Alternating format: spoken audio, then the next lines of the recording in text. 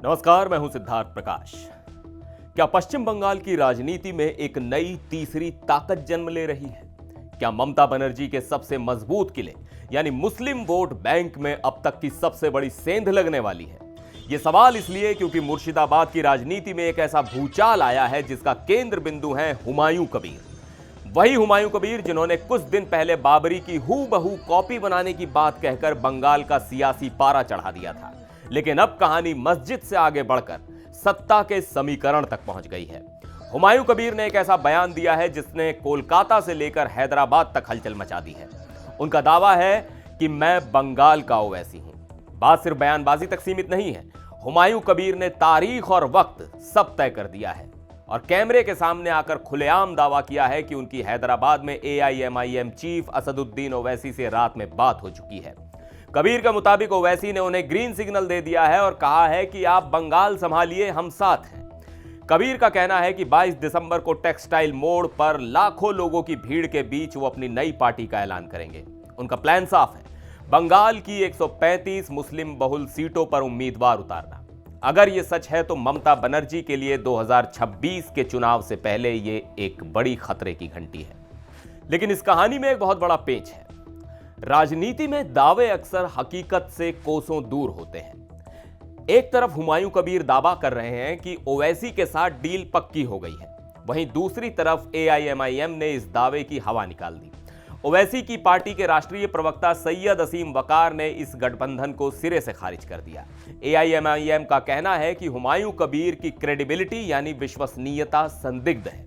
उनका तर्क है कि कबीर पहले बीजेपी में रह चुके हैं और उनकी ये पूरी मुहिम असल में बीजेपी को फायदा पहुंचाने और सेकुलर वोटों को काटने के लिए है। यहां एक दिलचस्प सवाल खड़ा होता है, क्या हुमायूं कबीर ब्लफ खेल रहे हैं?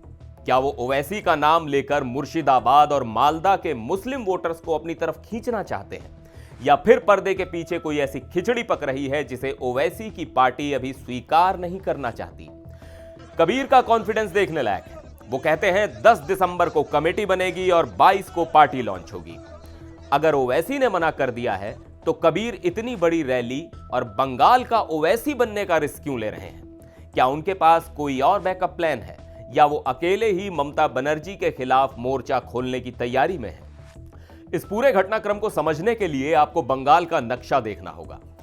मुर्शिदाबाद और मालदा, ये दो जिले कांग्रेस और लेफ्ट का गढ़ हुआ करते थे, जिसे ममता बनर्जी ने बहुत मेहनत से अपनी झोली में डाला था। मुर्शिदाबाद में करीब 66% मुस्लिम आबादी है। हुमायूं कबीर इसी इलाके के बाहुबली नेता माने जाते हैं। उनका ट्रैक रिकॉर्ड आयाराम गयाराम वाला रहा है, कभी कांग्रेस, कभी TMC, कभी बीजेपी और फिर TMC।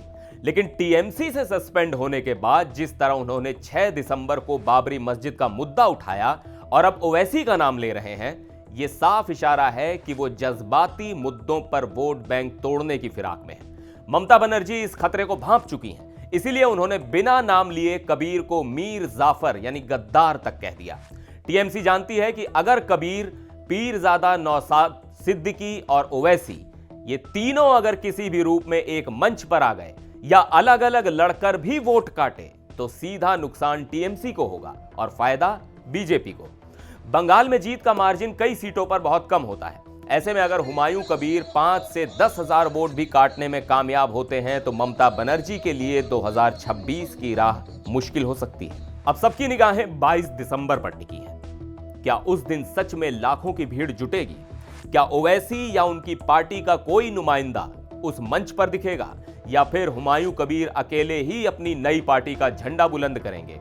हुमायूं कबीर ने जिस तरह मीडिया से कहा है कि पेपर वर्क रेडी है, बॉडी में कौन रहेगा सब तय है, यह बताता है कि वो पीछे हटने के मूड में नहीं है। वो खुद को विक्टिम और मुस्लिम हितों का असली रक्षक बताकर पेश कर रहे हैं, जो TMC के सेकुलरिज्म के नैरेटिव को सीधी चुनौती है।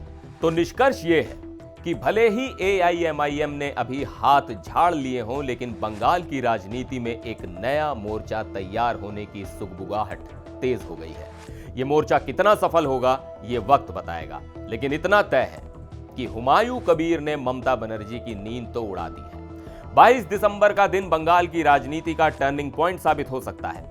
आपको क्या लगता है, क्या बंगाल में ममता के खिलाफ तीसरा मोर्चा सिर उठाने की पूरी तैयारी में है? कमेंट में जरूर बताइएगा। फिर मिलेंगे एक और वीडियो में, देखते रहिए एनडीटीवी इंडिया।